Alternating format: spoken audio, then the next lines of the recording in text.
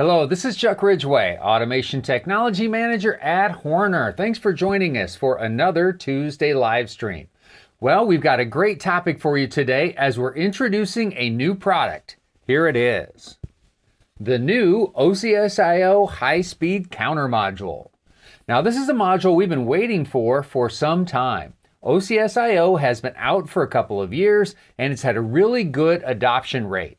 It can be used as remote I/O or as expansion I/O for the new modular controllers, the Micro CPU 250, as well as the Canvas CPU 300. And especially when it comes to the Canvas CPU 300, this is the best way to add high-speed counting capabilities to that product. And wow, what capabilities those are. We're going to review all these high-speed inputs and high-speed outputs and all the modes that you can run on this thing. It's going to be something. Let's get started. So our agenda today, we're going to start by taking a look at the hardware features of this new module. Take a look at all the input functions, all the output functions, and we'll definitely have some demonstrations for you. All right, let's take a look at this beast. The new high-speed counter module for OCS-I is a highly flexible FPGA-based design. What does that mean? Basically, there is a special chip on board this unit which has incredible capabilities when it comes to signal handling. It's extremely high speed, it's extremely flexible. So that means that we've been able to pack a lot of functionality into this high-speed counter module, and we'll have the ability in the future to enhance it further by making enhancements to that FPGA chip or the software that runs on the FPGA chip. So there's a lot of potential for this product to continue to get better and better over time. From an I/O standpoint, it has 8 physical inputs, and those can be used at either 5 volt, 12 volt, or 24 volt levels. They can be used as either positive or negative logic. They can support frequencies up to 500 kilohertz. And then there's also input filters available that allows you to dial down that bandwidth, if you will, so that you don't have spurious type fake transitions, which could cause a problem in your application. So if you need the real high speed, you've got it. If you want to dial it back through an input filter, you can do that as well. On the output side, there are 4 half-amp solid-state DC outputs, and those can be used at either 12 volt or 24 volt levels. They're positive logic, and the output frequency is also 500 kilohertz. So again, lots of capability from a speed standpoint on both the input side and the output side.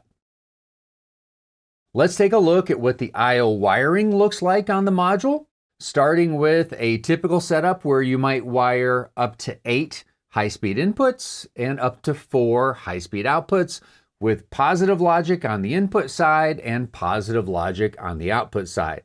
Note on the input side, we're looking at, again, 5, 12, or 24 volt levels. On the output side, it's either 12 or 24.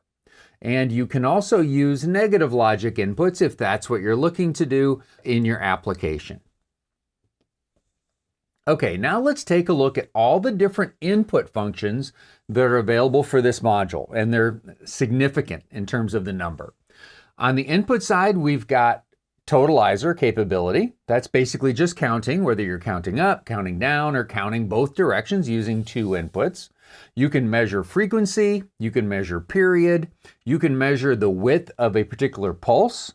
You can also basically use this unit with quadrature-based encoders. So lots of flexibility on the input side. Now let's go into some of the details for each of these modes. All right, let's start with the Totalizer. Okay, so the first mode, if you're using a high-speed counter type as Totalizer, the first mode that you can look at is internal.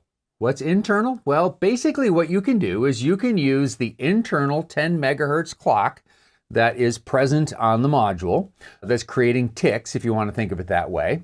You can use that as your accumulator. So effectively when it's enabled, it's going to be sitting there continuously counting up in 100 nanosecond increments. And then based on what you do with the inputs, in terms of latching or clearing, etc., you can do some real precision timing with that particular setup. It's not one we're going to go into with a lot of detail today, but it's one that's really versatile in certain applications.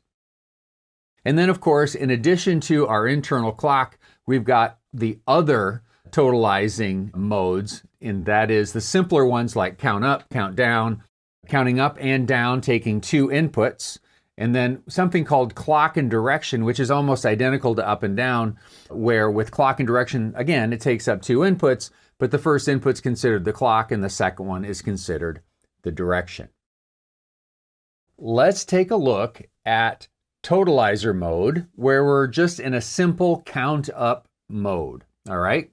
Now, we have a variety of other functions that go along with totalizing.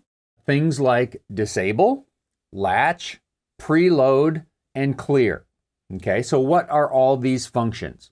Well, they're fairly self-explanatory, but let's go through them now.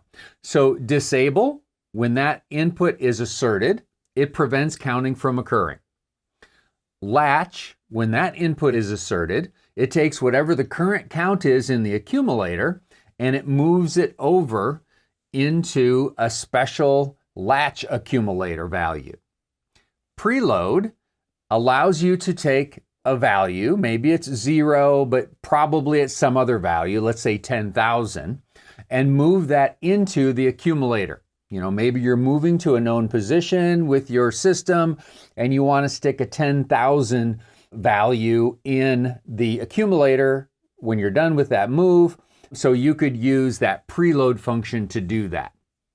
And then clear is fairly self-explanatory. That's where you're going to, clear the accumulator. All right, now, how do you trigger these various functions? Well, there's a couple different ways you can trigger them. One is you could use one of the inputs. Remember, we have 8 total inputs available. You could use one of the available inputs for these functions, okay? Simply by mapping them. You can see the pull down there with the arrow on the left. I'm showing how you can map an external input into one of those functions. The other thing you can do is you can use a %q bit that's mapped to the function to trigger that function from logic. Now remember, when you trigger the function with an electrical input, you are obviously going to have that function happen as soon as that electrical input is asserted. Whereas with a ladder %q bit to trigger these functions, that's not going to happen until the end of the next scan, if you will. So again, if you use a real world input, it happens immediately. If you use a %q output triggered from logic, you've got to wait till the end of the next scan for that to happen. Now, in terms of what level of signal actually triggers the function to occur in the first place, whether that's the leading edge of the pulse or whether it's a high level or low level, that depends on the function and basically is available in the other pull down list that I'm showing there on the screen to the right. Okay, now let's talk about mapping of these various functions to OCS register space. Now, depending on where your high-speed counter module is mounted in the stack, the specific AI, AQ, I, and Q register that's the starting point for that location is going to vary. So for today's presentation, what I've done is I've created charts that basically just show an offset for each of those different types. So you would take that offset and you would add it to the starting AI, AQ, I, or Q register location in your particular case. So all the charts I'm going to show today are going to be in this form. Now let's move on to the next couple of types that are available. We've talked about Totalizer. Now let's move into frequency measurement and period measurement. All right, what is frequency measurement? Well, that's where we're measuring the frequency of a signal coming in.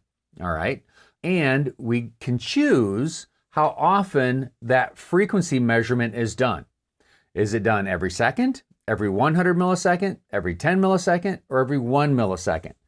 Now, the faster that we calculate the frequency, I guess, the less resolution that we're going to have. So if you can live with, for instance, a 1 second update in terms of reporting the frequency. In other words, if it's going to be relatively stable, but you want to see some differences and 1 second updates is plenty fast enough, that's going to give you the best resolution. If you need really, really fast updates, you're not going to get as good a resolution. That's just the nature of the beast.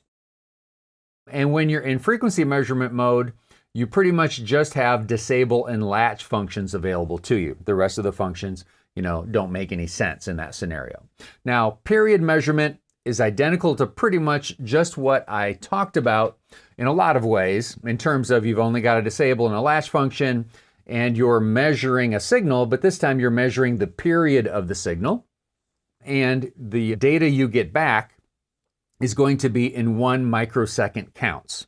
Okay, so that's going to tell you how wide your period is in time in 1 microsecond counts. All right, now let's talk about pulse width measurement. How is pulse width measurement different than what we've just talked about? Well, the main difference here is you can select whether you want to measure the width of the pulse while it's low or the width of the pulse while it's high. Okay, so how wide is that on pulse, for instance? What is the width of that guy? That's what you can use the pulse width measurement feature with the high-speed counter. For the frequency measurement, the period measurement, the pulse measurement, all those have a similar register map that they would use in terms of the ones that are relevant to those particular modes, and I'm showing those on the screen. Once again, those values listed for AI, I, and Q are listed as offsets. You just add that number to the starting point in your particular case for your module. Now let's talk about quadrature encoding. That is one of the most popular modes with our high-speed counters on all of our products, and I'm sure it's going to be the case with the high-speed counter module. Okay, so many positioning sensors use quadrature encoder style outputs. And that means typically they have 2 output signals, an A and a B signal, and those signals are intentionally 90 degrees apart. And then the measuring device, which in our case is the high-speed counter module, it's basically going to count both the rising and the falling edges of each of those 2 signals, which effectively takes the resolution and makes it, 4 times the resolution it could have with just a single pulse train where it was only counting 1 edge, for instance. And then some encoders also feature what's called a marker channel or a Z channel. And basically that's a pulse that turns on and off once per revolution. So if you've got a rotary type application where you're interested in 0 to 360 degrees and measuring that with great precision, then you're probably going to want to get an encoder that has a Z channel so that you can mark precisely where 0 degrees is located. Okay, now let's take a look at the configuration options for quadrature. Okay, first of all, when you select quadrature as your type, you have 2 modes to choose from. And that is where the first pulse lags the second pulse, and in that scenario you count up, or where the first pulse lags the second pulse and you count down. Now, if you're looking for clockwise equals positive, then you're going to want to select that second choice, 1 lags 2 count down, to get a positive number in a clockwise direction. So that's something to keep in mind there. Now, if you are using the marker, there's a variety of different things you can use the marker for. And there is a setting down towards the bottom of the dialog there where you can select where your marker is wired in. Remember, with a quadrature encoder, since you have 2 signals for A and B, and potentially a third signal for marker, you're going to take up either 2 of the high-speed inputs or 3 of the high-speed inputs if it has a marker. So remember that. So again, that's the configuration, or what the configuration looks like for quadrature. And then because quadrature is a lot more sophisticated than some of the modes, you've got more functions that are mapped to OCS register space, including things like, if you take a look at the far right there, you've got some special functions where you could perform a disable on the next marker pulse. You could perform a latch on the next marker pulse, that sort of thing. So again, more advanced options with Quadrature Mode, so you've got more functions contained in your data map. Now we've talked about all the different input modes, and I'm going to be demonstrating a couple of those for you later. Now that we've done that, let's talk a little bit about input filtering. Now, there's a real benefit to the Horner high-speed counter having a 500 kilohertz input frequency. That means it can handle just about whatever high-speed signal you can send it. It won't be too fast for the Horner controller. That's the most likely scenario, or not too fast for the high-speed counter module, I should say. However, if you aren't necessarily going to be counting pulses that are coming in really fast, let's say the pulses you're looking at are on a 10 kilohertz basis instead of a 500 kilohertz basis, then you're probably going to want to apply some filtering on the input signal to make sure you don't get some undesired transition type, noise type signals interpreted as counts. So the high-speed counter module features a pretty sophisticated filtering input, all right, that allows you to prevent those spurious transitions from occurring, with the only side effect being that there'll be a slight delay for the input being counted, because the filter will make sure that that's a real signal and not just a piece of noise if it's configured properly. Okay, so a rule of thumb you could use for the settings for your input filter would be to, if you're expecting, let's say, a signal to come in on an approximately 10K basis, you would double the frequency, potentially. So you could set your filter to 20K, for instance. And you could say, I want to make sure I have 2 consecutive samples that are both on before I count that as a real signal. So the result of that would be you should be able to filter out just about everything that would be noise related, with the only side effect being that you'd have a slight delay of about 4 microseconds before each count would actually be counted, which in most applications is negligible to say the least. Okay, so don't forget about using input filtering on your high-speed counter, because if you don't, and you're looking at relatively slow signals, you could, and you have some noise issues in your application, you could get some counts that you're not hoping for. Okay, so now we're going to transition away from the input side of the module, and we're going to talk about what's available on the output side of the module, what high-speed output functions are available. All right, we've got high-speed match. That's the first one we're going to talk about. What would you use that for? Well, that could be used for, let's say you want to create an electronic cam scenario where you fire an output very precisely based on an encoder position. Sometimes that's also called a programmable limit switch, the same sort of functionality there. You may want to generate a frequency output or a PWM output, so you've got that capability. Or maybe you want to do stepper motor control, and we have a couple different modes that support stepper motor control. Or maybe you just want to use the outputs as general purpose outputs. You can do that as well. And I failed to mention, but it's also true, you can just use the inputs as general purpose inputs as well. Okay, let's take a look at high-speed match. That's that electronic cam or programmable limit switch capability I was talking about. Now, this capability is only available if you're using one of the totalizing modes or if you're using Quadrature.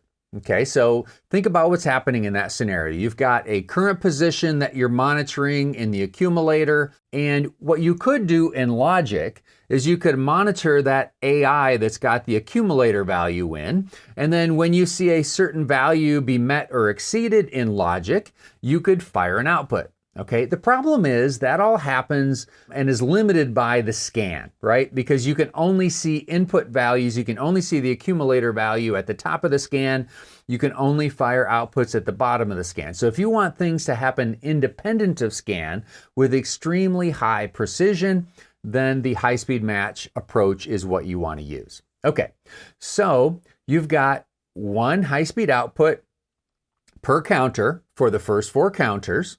And then the way this works is you have 2 match registers to play with. What is a match register? Well, that is a register that's mapped to an AQ type, which allows you to set a value.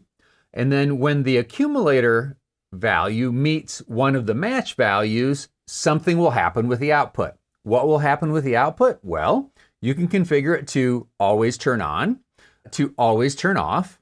You can configure it to change state. So if it was on, it'll turn off. If it was off, it'll turn on.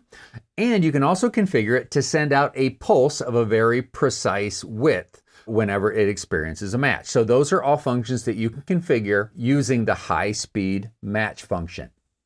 And then here are some of the relevant functions and how they're mapped in the OCS-I register space. Now let's talk about PWM mode. What is PWM mode used for? How would you use it? Well, there's really two applications, or not two applications, but two different scenarios where you would use it. One where you're trying to create a true PWM output, in which you've got a fixed frequency, a pulse train of a fixed frequency, let's say 1K, and you're going to vary the duty cycle of that pulse from 0 to 100% to simulate an analog output.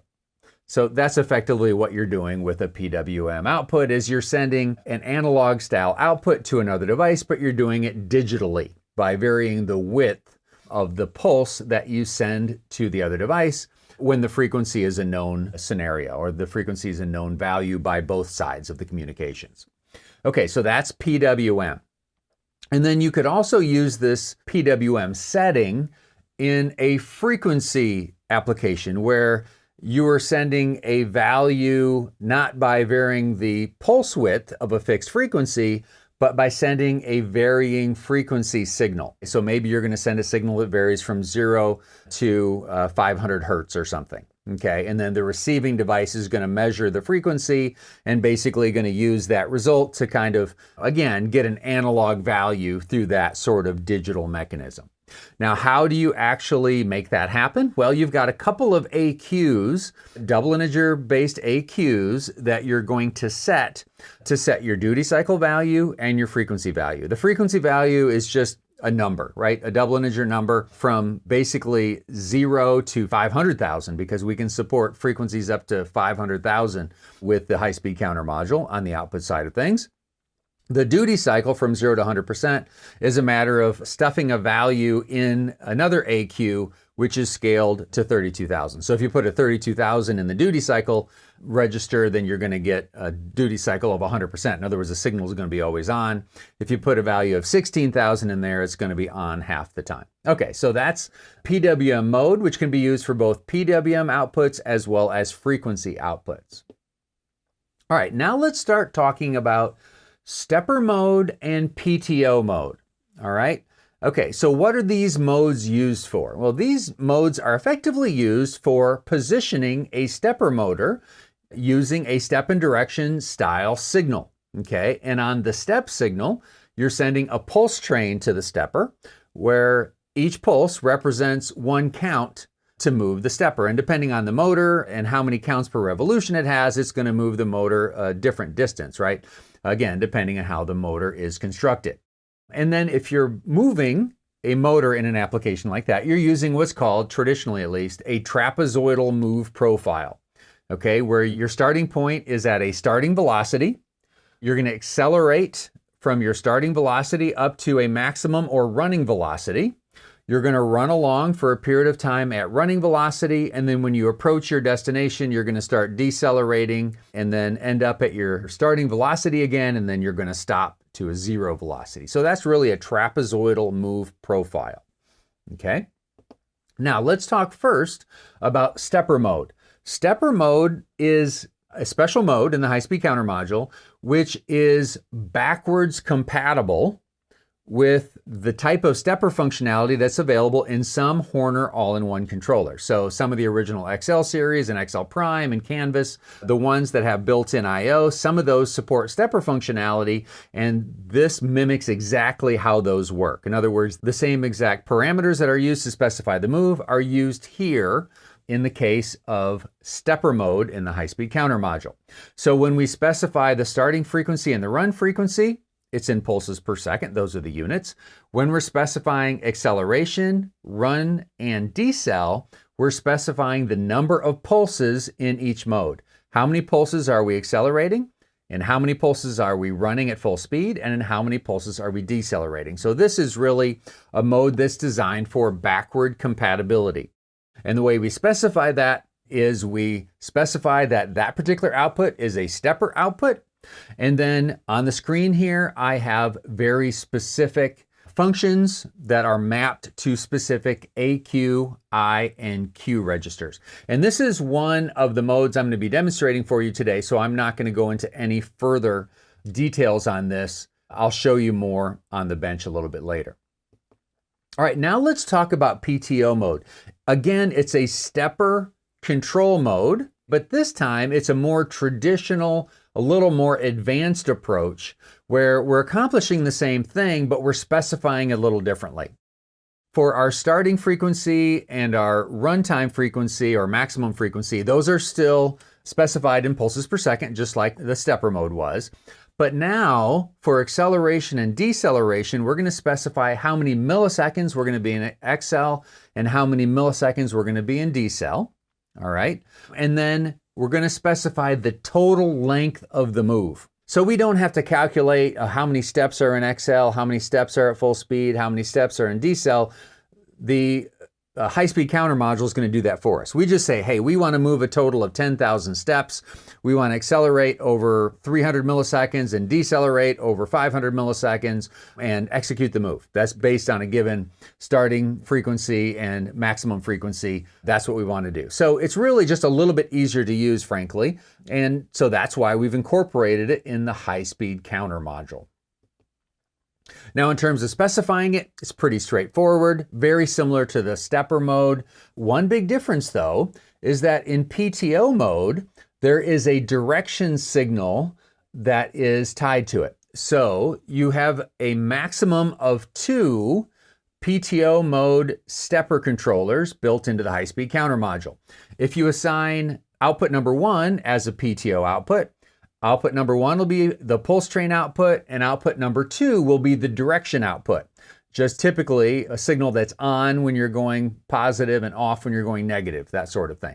And then if you configure output number 3 as a PTO, then output number 4 is going to be the direction signal. So you have an option of only 2 pulse train outputs, whereas you could do as many as 4 stepper outputs. Now, if you're going to be using a stepper output, you could still use direction with it, but you'll have to use a general purpose direction signal either built into the high-speed counter module or on a completely other module.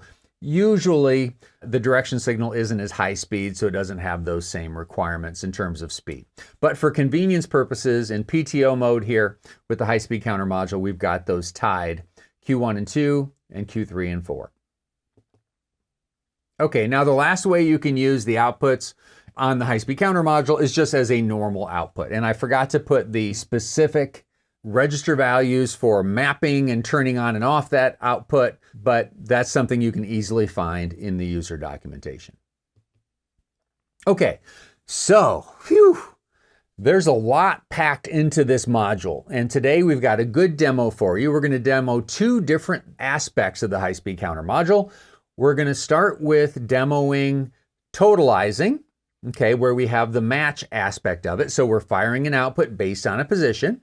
And then we're going to transition to showing you how to do stepper control. And we're going to show you the backwards compatible version of stepper control. Maybe in a future version, we'll show you the PTO approach. But frankly, there's not a huge difference. It's just I think most people would find PTO a little bit easier. But again, if you've got an existing application that you're transitioning from a previous Horner product to a newer Horner product, then you might want to use the stepper control version. Now, when we're utilizing the high-speed counter module, a really important part of the process is the configuration because it has a very sophisticated configuration. We've kind of reviewed that during the slides. Let's take a look at how I've set it up for the demonstration. All right, so let's go to Hardware Config. Because in my demonstration today, I'm going to be using the CPU 300 modular controller.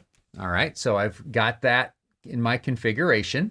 I'll go to the local IO tab, and here I've just got a simple high-speed counter module connected to the CPU 300. Now, to add that module initially, I basically hit the Add Module button and selected it from a series of tabs that had the modules categorized. Now, there's one other thing I have to do before we dive into the high-speed counter module configuration, and that is we need to go into the Edit I/O tab, okay, and we need to assign a status block. It's a variable of 10 words long, so basically an arrayed variable, a word type arrayed variable with a dimension of 10. All right, which is going to give us, basically feedback that says all your I/O is working properly.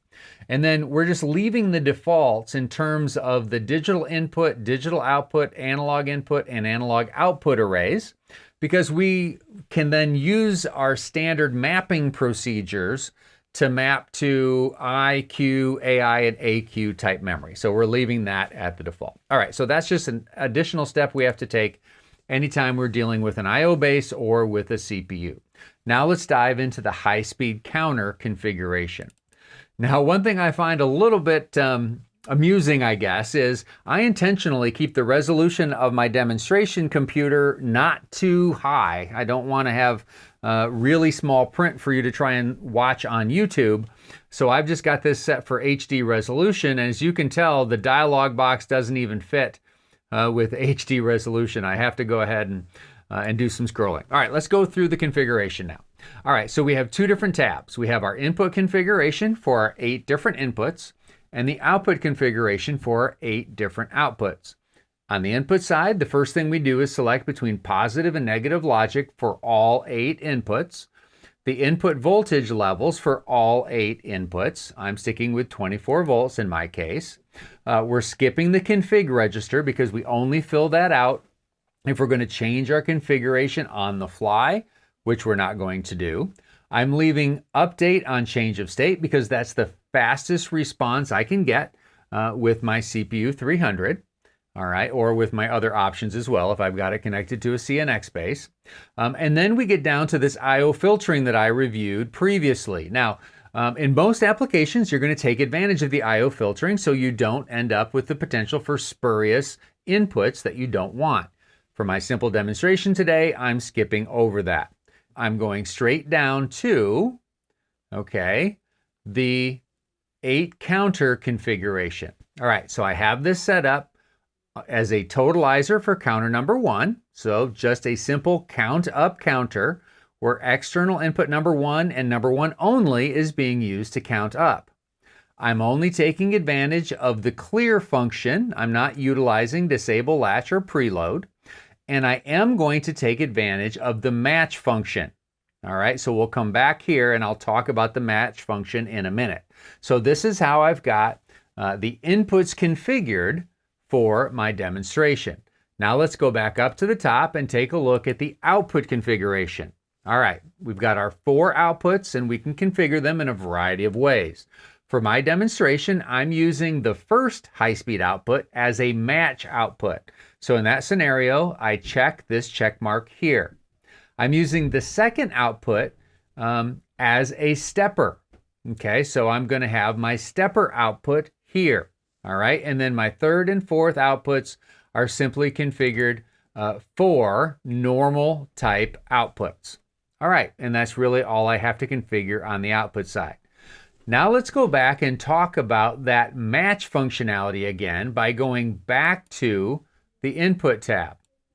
All right, so under match, I've selected toggle and I have a variety of different choices.